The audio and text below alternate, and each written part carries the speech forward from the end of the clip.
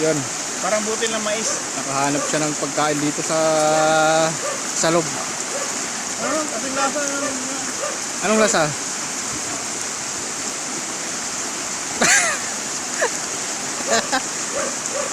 Yun o. Parang langgam yun sa salog eh.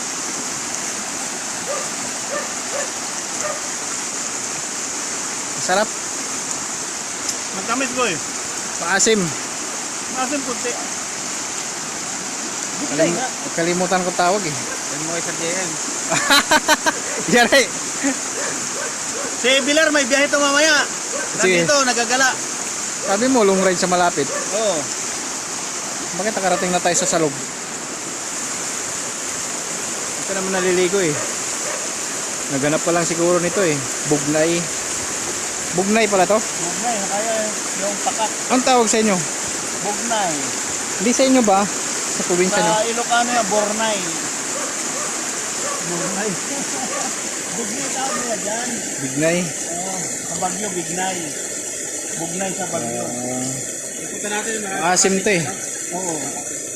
Maasim.